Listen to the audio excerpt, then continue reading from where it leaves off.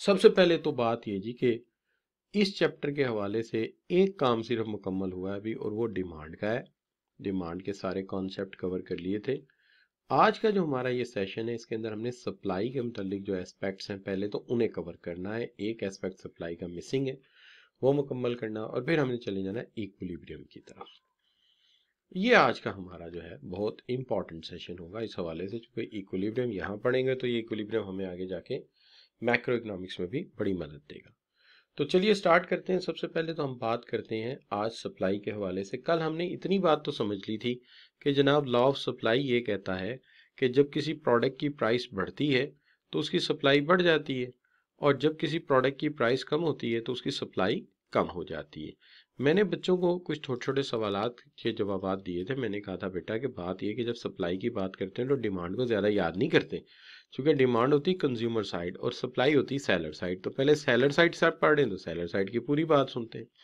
तो हमने ये पढ़ा था कि प्राइस बढ़ेगी तो सप्लाई बढ़ जाएगी, प्राइस कम होगी सप्लाई कम हो जाएगी। ये हमने पढ़ा था लॉ ऑफ सप्लाई में कल। अच्छा, लेकिन आज हम जिस चीज़ को पढ़ने जा रहे हैं वो ये है कि क्या डिफरेंस है change in quantity supplied versus change in supply. तो change in quantity supplied versus change in supply में फ़र्क क्या है। देखिए, आज सबसे पहले तो मैं आप लोगों से ये बात बताना चाहता हूँ, आपको बावर कराना चाहता हूँ कि अगर आप गौर फरमाएं तो आपने देखा होगा कि जो सप्लाई है वो प्राइस के चेंज होने से बदल जाती है। ठीक है जी।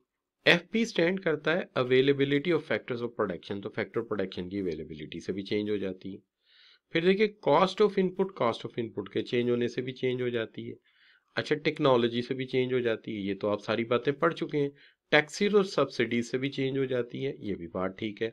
और प्राइसेस ऑफ रिलेटेड गुड्स से भी ये चेंज हो जाती है, और अगर कोई फैक्टर्स अगर हमारे जेहन में नहीं तो उससे भी चेंज हो जाती है। तो ये सारे फैक्टर जो हैं वो प्राइस सप्लाई को चेंज कर सकते हैं।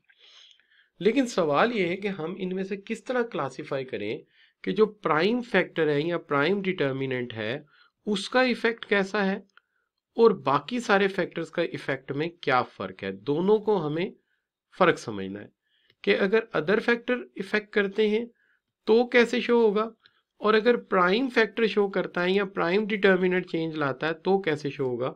ये दोनों में फर्क होगा। मैं रिपीट करता हूँ अपनी बात को। मैंने यहाँ से बात शुरू की कि सप्लाई चेंज होती है, प्राइस से भी होती है, फैक्टर प्राइसेस से भी, फैक्टर अवेलेबिलिटी से भी होती है, इसी तरह कॉस्ट से चेंज होती है, टेक्नोलॉजी से चेंज होती है, टैक्सेस एंड सब्सिडीज से होती है, प्राइसेस ऑफ रिलेटेड गुड्स से होती है। तो ये सारी बातें आप जानते हैं कि इनकी वजह से जो है हमारी सप्लाई चेंज होती है।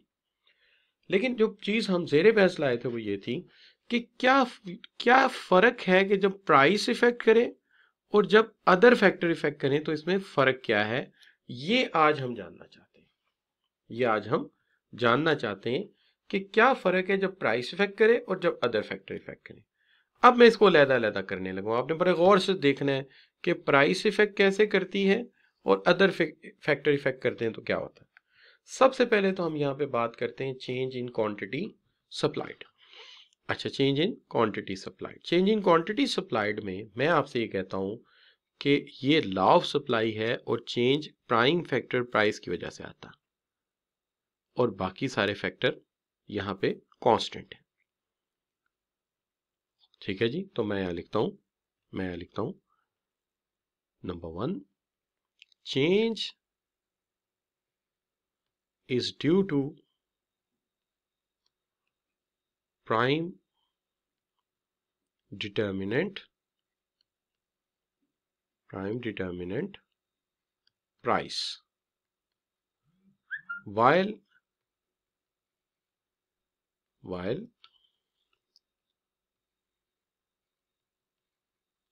other factors are held constant। ये सारे कांस्टेंट हो जाए और चेंज सिर्फ प्राइस की वजह से आए तो हम इसके कहें चेंज इन क्वांटिटी सप्लाइड। जबकि इसके बिल्कुल बारक्स, इसके बिल्कुल उलट मैं ये कहूं प्राइस कांस्टेंट हो जाए और इनमें से किसी एक या ज्यादा की वजह से चेंज आए तो that is called change in supply. तो मैं ये कहता हूं कि change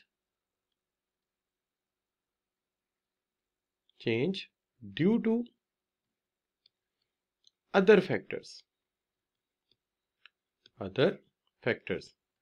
and not due to price, and not जरा बड़ा करके लिखता हूं, not due to price, क्योंकि प्राइस तो आपने यहां पे कांस्टेंट कर दी है, प्राइस को तो आप चेंज ही नहीं कर रहे, तो वो चेंज जो अदर फैक्टर्स की वजह से आएगी वो चेंज इन सप्लाई कहलाएगी, और जो प्राइस की वजह से आएगी वो चेंज इन क्वांटिटी सप्लाइड कहलाएगी। तो पहली बात तो ये है कि क्या ये बात आपके जहन में रहेगी कि चेंज प्राइस से आई, प्राइस की वजह से आई, प्राइस ऑफ कमोडिटी की वजह से आई, तो क्या कहोगे उसे आप? शाबाश, कमेंट्स में एंटर करो। Change is due to price of the product is called, शाबाश, change due to price of the product is called change in quantity supplied. बिल्कुल सही है, सीक्वेंस लिख दीजिए, चेंज इन क्वांटिटी सप्लाई। बात बच्चे चेंज इन क्वांटिटी डिमांडेड लिख दे, नहीं, सप्लाई की बात हो रही है, अब डिमांड की नहीं हो रही, चेंज इन क्वांटिटी सप्लाइड। लेकिन चेंज प्राइस की वजह से नहीं आई, अदर फैक्टर की वजह से आई है, तो क्या कहेंगे? बिल्कुल ठीक है, सी एस सही है, चेंज इन सप्लाई, या सी आई एस भी ठीक है, चेंज इन सप्लाई, बिल्कुल ठीक है, एब्रिविएशन लिख दिया करें बस, काफी। तो ये हो गया बच्चों, तो फिर ये चेंज इन सप्लाई है। अब एक बात और याद करनी पड़ेगी जिसको मैं साबित बाद में कर रहा हूं, लिख पहले दूंगा। वो क्या है? वो ये है कि अगर ये चेंज प्राइस की वजह से आई तो ये शो की जाएगी moving from one point two another, moving from one point two another along the same supply curve। आप मुख्तसरन इसे कहेंगे movement along the line, line के साथ साथ मूवमेंट, ठीक है जी, सेम सप्लाई लाइन कह दीजिए, सेम सप्लाई कर्व कह दीजिए, लेकिन उसी के एक पॉइंट से दूसरे पॉइंट पे आप जाएंगे। लेकिन अगर दूसरे फैक्टर ने चेंज की तो ये शो की जाएगी by the shift of supply curve, by the shift of supply curve. अब फिर मैं आपसे पूछता हूं कि अगर चेंज प्राइस की वजह से आई तो कैसे शो करोगे? आप इसे कह सकते हो M A L, movement along the line. तो अगर प्राइस की वजह से चेंज आई तो कैसे शो करोगे? Movement along the line. और अगर अदर फैक्टर की वजह से आई तो कैसे शो करोगे? शिफ्ट ऑफ लाइन, बिल्कुल ठीक है, शिफ्ट ऑफ सप्लाई कर्व, एक ही बात है। तो अगर फिर रिपीट करता हूं, अगर प्राइस की वजह से आई तो कैसे शो करोगे? बिल्कुल ठीक है, मूवमेंट अलोंग द लाइन। और अगर अदर फैक्टर की वजह से आई, प्राइस की वजह से ना आई, तो फिर शिफ्ट ऑफ सप्लाई कर्व। ठीक हो गई बात। अब ये तो हमें, अच्छा ये पेपर में नहीं एसओएस होता, ये हमने अपनी आसानी के लिए लिखा है ताकि मैं बच्चों से कमेंट्स मांग के उनकी राय ले सकूं। अच्छा, अब बात आ गई है कि इस बात को सर साबित भी तो करें ना किसी तरह। तो चलिए साबित करते हैं, पहले साबित करते हैं कि अगर प्राइस की वजह से आई तो movement along the supply curve कैसे होगी। देखिए ये आपका सप्लाई कर्व का स्केड्यूल है, या क्वांटिटी या लॉ ऑफ सप्लाई का, आपका लॉ ऑफ सप्लाई का ये आपका स्केड्यूल है, इसी से लॉ ऑफ सप्लाई समझा था आपने, मैं उसी को उठा लाया हूं। मैं ये कहता हूं कि देखो बच्चों, बात ये है, कोई प्रोडक्ट हम बेच रहे हैं, इस तरफ प्राइस है, इस तरफ क्वांटिटी है, सप्लाई है। अच्छा जी, यहां पे 3 पॉइंट ले लिए, 100, 200, 300, यहाँ पे प्राइस ले ली 10, 20, 30। देखिए आप सब बच्चे जानते हैं इनिशियल पॉइंट दरमियान में लेता हूँ मैं, ठीक है जी। मेरी आदत है इसको सेंटर में रखा ताकि इंक्रीज डिक्रीज शो करने में मुझे आसानी रहे। तो यहाँ पे पॉइंट बी बन गया।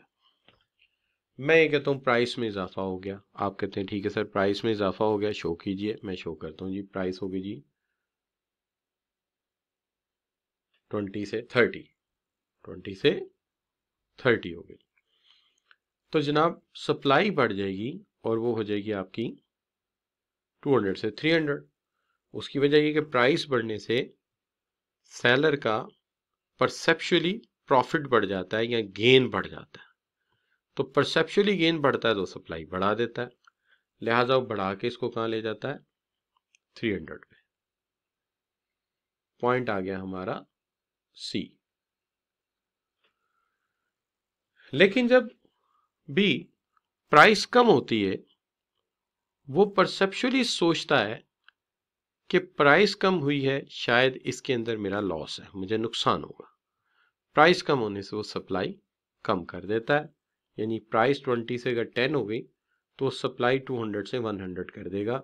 इसका मतलब है हम आ जाएंगे पॉइंट ए पे। जब हम इन तीनों पॉइंट्स को मिलाते हैं तो मिलाने से हमारा सप्लाई कर्व बन जाता है। आप सब बच्चे जानते हैं कि टैग सिर्फ डिमांड एंड सिर्फ वाई एक्सिस और एक्स एक्सिस को नहीं लगाना होता, कर्व को टैग लगाना बहुत जरूरी होता है।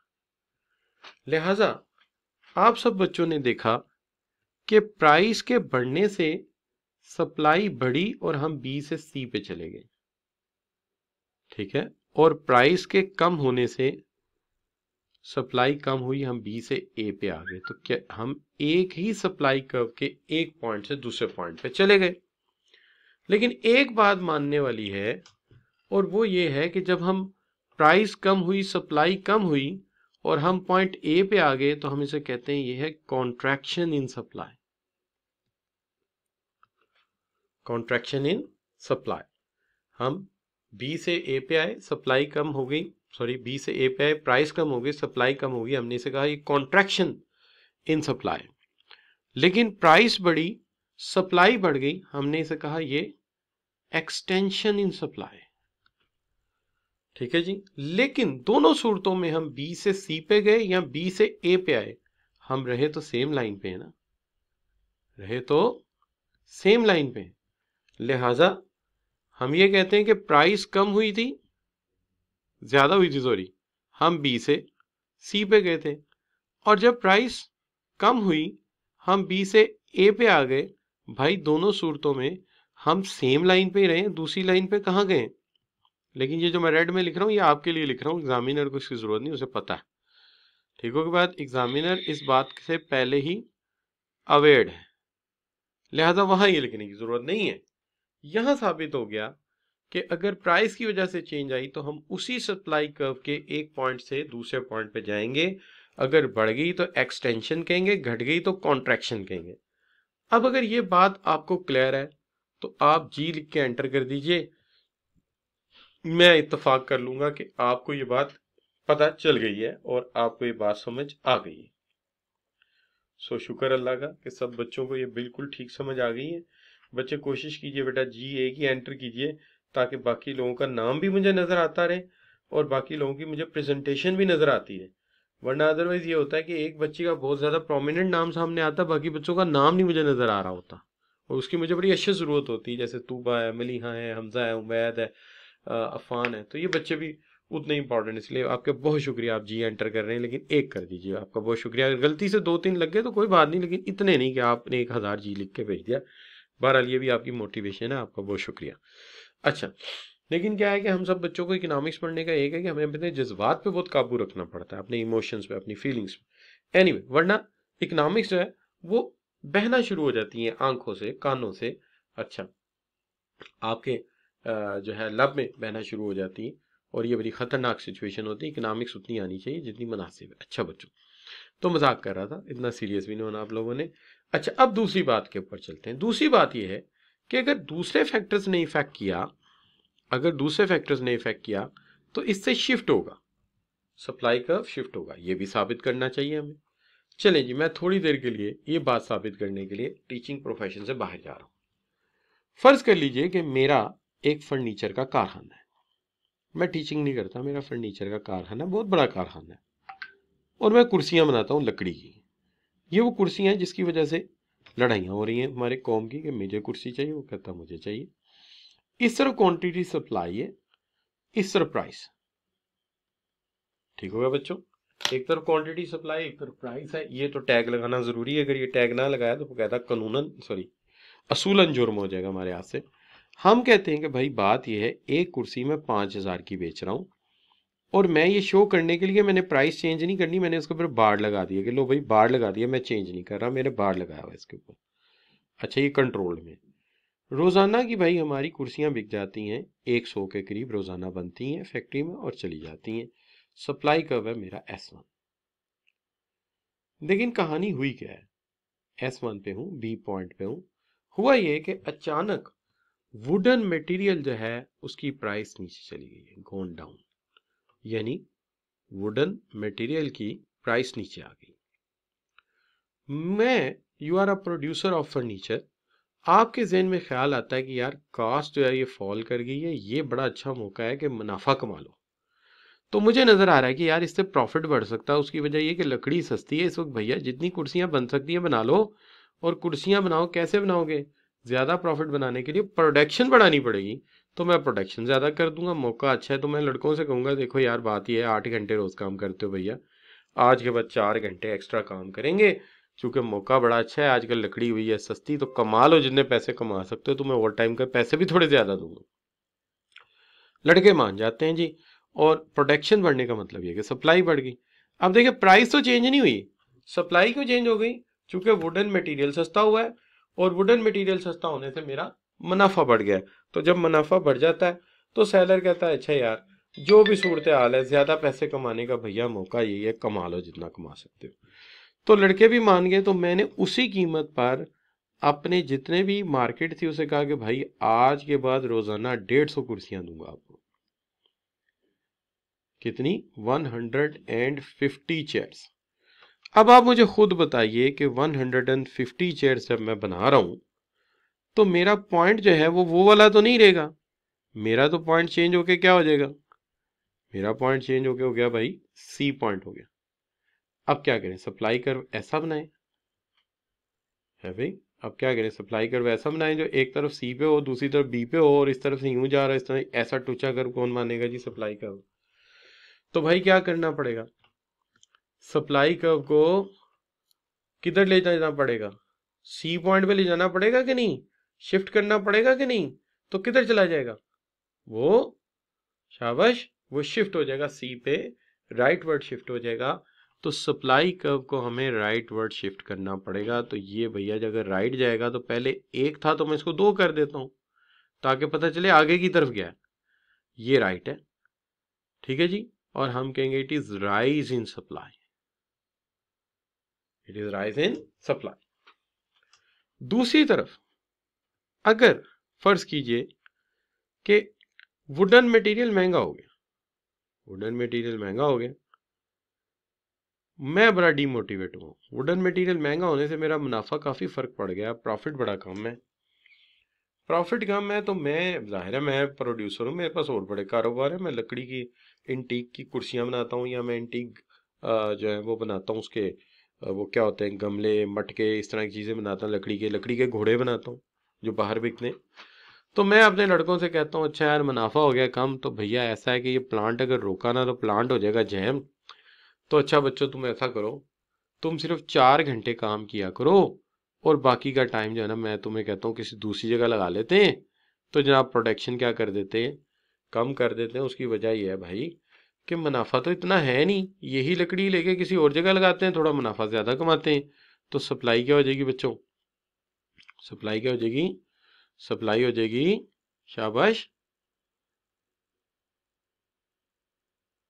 सप्लाई जो है वो कम हो जाएगी।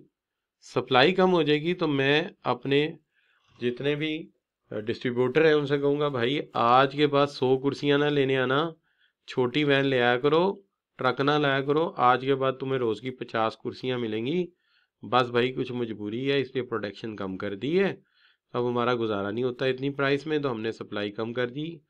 ठीक है जी, तो सप्लाई कम होगी तो पहले 1 पे थे अब 0 पे चले जाते, इसको एस नॉट कहेंगे। तो सप्लाई कर्व जो है भाई वो चला गया लेफ्टवर्ड, तो लेफ्टवर्ड चला गया तो हम इसको कहेंगे ये है फॉल इन सप्लाई, ये है फॉल इन सप्लाई। और बहुत सारे बच्चों ने इस दौरान मेरी हेल्प भी की है और उन्होंने मुझे बताया है कि सर ये लेफ्ट की तरफ जाएगा, डिक्रीज हो जाएगा। इन बच्चों का बहुत शुक्रिया, क्योंकि बच्चे साथ साथ मोटिवेट भी कर रहे हैं मुझे। तो ये बच्चों हो गया आपका लेफ्टवर्ड शिफ्ट हो जाएगा, बिल्कुल सही हो गया। तो हम इसको लेफ्टवर्ड शिफ्ट कर देंगे। अब मैंने साबित कर दिया कि भाई अगर प्राइस की वजह से चेंज ना आया, चेंज कॉस्ट की वजह से आया है, तो हमने सप्लाई कर्व को शिफ्ट करना है। और अगर चेंज प्राइस की वजह से आया तो सप्लाई कर्व शिफ्ट नहीं होगा, उसी के एक पॉइंट से दूसरे पॉइंट पे चले जाएंगे हम। लिहाजा हम इस बात को लेके जब यहाँ पहुंचे हैं तो यहाँ पे हमने ये क्लियर लिख दिया कि भाई अगर हम बी से सी पे गए थे तो राइटवर्ड मूव हुए थे, और सी से ए पे गए थे तो भाई लेफ्टवर्ड मूव हुए थे। ये राइज इन डिमांड था और ये फॉल इन डिमांड था। ठीक है जी, तो ये हो गया बच्चों, क्या कहते हैं इसको, दोनों को हमने प्रूव कर दिया। अब मेरा ये ख्याल है कि ये बात बच्चों को क्लियर हो गई कि अगर प्राइस की वजह से चेंज आया तो सप्लाई कर्व के एक ही पॉइंट से दूसरे पॉइंट पे जाएंगे, और अगर अदर फैक्टर की वजह से आया तो हम उसको क्या करेंगे, शाबाश, अदर फैक्टर की वजह से आया फिर सप्लाई कर्व को क्या करेंगे हम, फिर हम सप्लाई कर्व को शिफ्ट कर देंगे। Yes, shift of supply curve, बिल्कुल सही है। तो फिर हम शिफ्ट कर देंगे। ये बच्चों अब हमें आ गई समझ, आगे इसकी अकल, और अब बात जो है वो कर देते हैं क्लियर। अच्छा, अब इसके अंदर दो चीजें क्लियर हो गई। एक तो उसकी कॉस्ट ऑफ मटेरियल हमने शामिल करके समझा दिया, कॉस्ट ऑफ रॉ मटेरियल या इनपुट कॉस्ट, और दूसरा प्राइस को शामिल कर लिया। तो इस हवाले से तो हमारा हो गया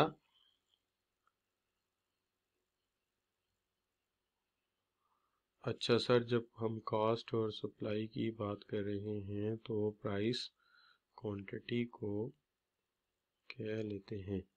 नहीं, आप सिर्फ सप्लाई कह दें, वो कोई ऐसा मसला नहीं। प्राइस हो तो वर्ड यूज करें, आप सिर्फ सप्लाई का वर्ड यूज कर लें, उससे आपको आसानी रहेगी। तो आप वहां पे बेशक ये यूज ना करें कि change in quantity supplied is due to price and change in supply is due to other factor. तो वहां पे आप ऐसे ही इस्तेमाल करें वर्ड को, ताकि एहतियात भी रहे और बात याद भी रहे। अच्छा, अब प्राइस ऑफ प्रोडक्ट ये तो हो गया, डिटर्मिनेंट में से उसकी वजह ये है कि ये प्राइस ऑफ डिटर्मिनेंट डिस्कस हो गई और कास्ट ऑफ भी हो गई। अब दूसरा मसला है कि अगर फर्ज कीजिए फैक्टर्स ऑफ प्रोडक्शन, यानी हमारे पास लेबर और मशीन काफ़ी ज़्यादा हो जाती है हमारी फैक्ट्री में, तो बच्चों लेबर और मशीन्स अगर बढ़ेंगी तो क्या होगा, आप बताइए। लेबर और मशीन बढ़ेंगी तो क्या होगा, प्रोडक्शन सप्लाई इंक्रीज हो जाएगी, बिल्कुल सही। अब आप मुझे बताइए मैं इससे राइटवर्ड जाऊंगा कि लेफ्टवर्ड जाऊंगा, ये मुझे बताएं जी। शाबाश, अब मैं राइटवर्ड जाऊंगा तो इससे मेरा सप्लाई कर्व राइटवर्ड चला जाएगा।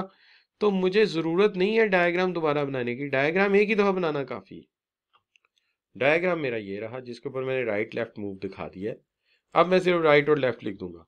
लेकिन अगर मेरे पास मशीनें और लेबर कम हो गई तो फिर मैं किस तरफ जाऊंगा, फिर मैं लेफ्टवर्ड जाऊंगा। बच्चे सही कह रहे हैं कि अगर मशीनें और लेबर कम हो गई सप्लाई कम हो जाएगी, आप लेफ्टवर्ड जाएंगे। चूंकि प्राइस सेम है, प्राइस पे कोई फर्क नहीं पड़ा, इसकी वजह फैक्टर्स ऑफ प्रोडक्शन की अवेलेबिलिटी है, लिहाजा आपका सप्लाई कर्व शिफ्ट होगा, movement along the supply curve नहीं होगी। और अगर मैं वही पुरानी बात दोहराता हूं कि टेक्नोलॉजी चेंज होगी, तो आपने कहा था टेक्नोलॉजी जब भी नई आएगी, न्यू टेक्नोलॉजी आएगी, तो आपने कहा था सर स्पीड ऑफ प्रोडक्शन बढ़ जाएगी और कॉस्ट आमतौर पे कम हो जाती है। तो स्पीड ऑफ प्रोडक्शन बढ़ गई, स्पीड ऑफ प्रोडक्शन के बढ़ने से मैं किस तरफ जाऊंगा, शाबाश। तो 13 बच्चों ने जवाब दिया कि सर आप राइटवर्ड जाएंगे, और क्योंकि प्राइस तो चेंज नहीं हुई, टेक्नोलॉजी चेंज हुई है। प्राइस चेंज होती तो शिफ्ट ऑन सप्लाई कर्व होता, लेकिन चूंकि ये दूसरा फैक्टर है लिहाजा आप राइटवर्ड जाएंगे। और टेक्नोलॉजी में लेफ्टवर्ड नहीं जाते आमतौर पे, क्योंकि बहुत ही एक्सेप्शनल है कि आने वाली टेक्नोलॉजी की स्पीड और कॉस्ट कम हो। ज्यादातर हर नई टेक्नोलॉजी स्पीड भी ज्यादा लेके आती है और जनाब जो है कॉस्ट भी थोड़ी बहुत कम कर देती है। अच्छा बच्चों, अब कल हमने टैक्सेस और सब्सिडीज की भी बात की थी। आपने कहा था कि सर अगर टैक्सेस लग गए ना तो टैक्सेस लगने से सेलर का या प्रोड्यूसर का प्रॉफिट कम हो जाना है और ये उसके लिए डीमोटिवेशन का बाइस बनेगा। और डीमोटिवेशन का मतलब यही है कि वो सप्लाई को क्या करेगा, और सप्लाई कर्व किधर जाएगा बच्चों, सप्लाई कर्व डिक्रीज हो जाएगा, लेफ्टवर्ड चला जाएगा। हाँ, डिक्रीज नहीं, लेफ्टवर्ड चला जाएगा। तो हम कहते हैं जी कि ये लेफ्टवर्ड चला जाएगा। अच्छा, कल सब्सिडी की भी बात हुई थी। अगर सब्सिडी मिल गई तो प्रॉफिट बढ़ जाएगा, ये बात है। सब्सिडी से क्या होता है, प्रॉफिट बढ़ जाता है ना बच्चों। तो हम राइट वर्ड चले जाएंगे। बिल्कुल सही बच्चे कह रहे हैं कि ये मोटिवेशन का बाइस बनेगा कि अच्छा यार, हुकूमत हमारी तरफ से खाद के पैसे देगी, हुकूमत हमारी तरफ से बिजली के कुछ पैसे दे देगी, तो हमारा मुनाफा होगा, हम राइट वर्ड चले जाएंगे। ये बात बिल्कुल ठीक हो गई। अच्छा बच्चों, वेदर कंडीशन, अगर वेदर कंडीशन हमारी मतलब की आ गई, वेदर हमारे फायदे का आ गया, तो प्रोडक्शन बढ़ जाएगी। किस तरफ जाएंगे, राइट वर्ड। और अगर अल्लाह ना करे नामुसीद हालात कभी हो गए, वेदर हमारे मतलब का ना रहा, तो किधर चले जाएंगे। तो बच्चों ने मुझे पहले ही कह दिया सर लेफ्ट वर्ड। ये तो बातें सारी हमें पहले ही पता है, सिर्फ एरो लगा दें हमें, बाकी सारे बातें पता है। लेकिन अगली बात जो कल भी बात हो रही थी, थोड़ी सी टेक्निकल है, हाल दो सप्लाई के हवाले से ये बात बहुत कम डिस्कस होती है पेपर में भी और आम हालात में भी। तो हमने कहा था दो चीज़ें होती हैं बच्चों, एक होता है जो आपका कॉम्प्लीमेंट्री प्रोडक्ट। कल कॉम्प्लीमेंट्री प्रोडक्ट में मुझे अच्छी तरह याद है, हमने मिसाल ली थी मटन की। हमने कहा था कि हम फर्ज कीजिए कि इनिशियल प्रोडक्ट अंडर डिस्कशन, क्योंकि टू पैनल डायग्राम है तो एक ही प्रोडक्ट हो सकता है, तो हमने ले लिया था मटन। तो हमने कहा था कि देखो भाई, प्राइस ऑफ मटन चेंज नहीं हुई, लेकिन हुआ ये है कि प्राइस ऑफ वूल बढ़ गई है और हर जगह से वूल के ऑर्डर धड़ाधड़ आ रहे हैं। तो हमने जो है वो शीप्स ज़्यादा प्रोड्यूस करने की कोशिश की है, जिसकी वजह से हमारी सप्लाई ऑफ वूल बढ़ गई है। लेकिन जाहिर है भेड़ें कुछ बूढ़ी भी होंगी, उनको एज अ मीट बेचना भी पड़ेगा। तो जब हम ऐसा करेंगे तो क्या होगा, सप्लाई ऑफ मटन बढ़ जाएगी कम हो जाएगी, जब शीप ज्यादा होंगी तो बढ़ जाएगी। अब मुझे ये बताओ कि हम लेफ्ट वर्ड जाएंगे या राइट वर्ड जाएंगे, ज्यादा जरूरी बात तो ये है।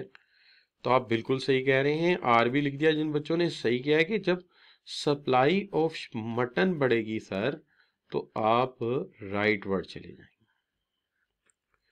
ठीक है जी। दूसरी तरफ मैंने ये कहा कि अगर प्राइस ऑफ मटन चेंज नहीं हुई लेकिन प्राइस ऑफ वूल कम हो गई, अचानक वूल का ऑर्डर आना कम हो गया, वो मुनाफे का एक फैक्टर ही खत्म हो गया।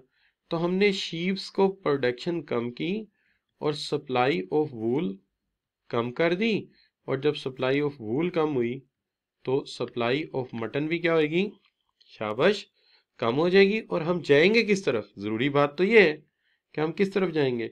तो सब बच्चों ने ये कहा कि सर फिर मटन के हवाले से भी आप लेफ्ट वर्ड चले जाएंगे। ठीक हो गई बात।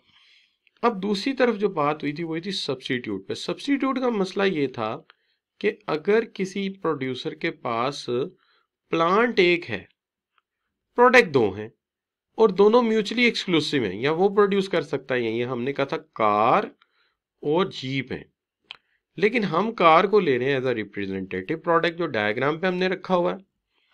ठीक है, तो हम कार को ले रहे हैं रिप्रेजेंटेटिव प्रोडक्ट। तो अगर प्राइस ऑफ कार वही है लेकिन प्राइस ऑफ जीप जो है वो ज्यादा हो गई है, तो हम किसकी प्रोडक्शन ज्यादा करेंगे, कार की कि जीप की। क्यों बच्चों, जीप महंगी हुई है, कार की प्राइस वहीं खड़ी है, तो हम किसकी प्रोडक्शन ज्यादा करेंगे। तो बच्चे कह रहे सर जाहिर बात है, हम अक्लमंद लोग हैं, हम चार्टर्ड अकाउंटेंट है, बच्चे थोड़ी हैं, तो लिहाजा प्रोडक्शन बढ़ा देंगे हम जीप की। इसका मतलब दूसरे अल्फाज में हम कहना चाहते हैं कि सप्लाई ऑफ जीप हम ज्यादा कर देंगे। तो जब प्लांट जीप पे बिजी रहेगा तो कार की प्रोडक्शन का क्या बनेगा, यानी सप्लाई ऑफ कार का क्या बनेगा फिर।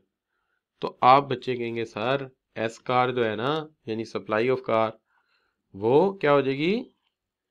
बच्चे कह रहे हैं जब जीप प्रोड्यूस हो रही तो कार की प्रोडक्शन कम हो जाएगी, और हम जाएंगे किस तरफ फिर, ये भी बात तो इंपॉर्टेंट है ना। तो बच्चे कह रहे हैं सर हम लेफ्ट वर्ड जाएंगे, चूंकि कार की प्रोडक्शन जो है वो कम हो गई है, तो हमें लेफ्ट वर्ड लेके जाना है अपनी सप्लाई कर्व को। लेकिन इसके बरअक्स अगर हम सोचते हैं, इसके बरअक्स अगर हम सोचते हैं कि सिचुएशन ये हो जाए कि प्राइस ऑफ कार वही रहे, लेकिन प्राइस ऑफ जीप बहुत कम हो जाए, जीप का रिवाज एकदम चला जाए, तो हम सप्लाई ऑफ जीप क्या करेंगे? जाहिर है जीप नहीं सस्ती हो गई है, तो हम चार्टेड अकाउंटेंट है, जिस चीज़ की प्राइस कम हुई है उसको रोक दो, और जिसकी रुकी हुई है मुनासिब है प्राइस, उसकी प्रोडक्शन बढ़ा दो। तो क्या करेंगे? जीप की प्रोडक्शन क्या करेंगे? जीप की प्रोडक्शन क्या करेंगे जी बच्चों? जीप की प्रोडक्शन का क्या करेंगे? बच्चे कह रहे हैं सर इसको डिक्रीज कर देंगे और कार की प्रोडक्शन बढ़ा देंगे, तो हम जाएंगे किस तरफ? बात तो ये इंपॉर्टेंट है।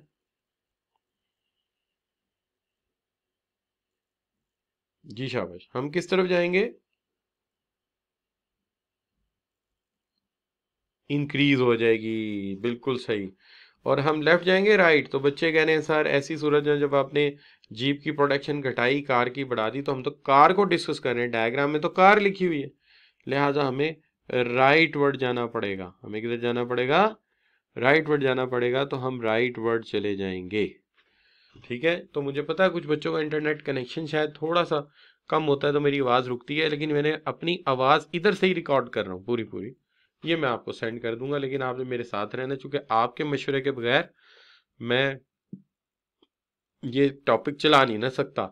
तो आपने मेरे साथ ही रहना है, आपने मेरी मदद करते रहना है, और मैंने जो है आपकी थोड़ी बहुत हेल्प के साथ इसको सॉल्व कर लेना है, और सॉल्व करते ही आपको ये सेंड भी कर देंगे। अब बच्चों बात हो गई, हमें ये समझ आ गया कि अगर चेंज हमें ये समझ आ गया कि अगर चेंज प्राइस की वजह से आई तो एक ही सप्लाई कर्व के एक पॉइंट से दूसरे पॉइंट पे जाएंगे, और अगर अदर फैक्टर की वजह से आई तो फिर हम शिफ्ट कर जाएंगे। ये बात हमने डिटर्मिनेंट के हवाले से भी डिस्कस कर ली है। अब यहाँ पे हम इस टॉपिक को वाइंड अप करते हैं आपकी इजाजत के तहत। अगर आपको समझ आ गया तो जी लिख के एंटर कर दीजिए, तो मैं इसको वाइंड अप कर देता हूँ।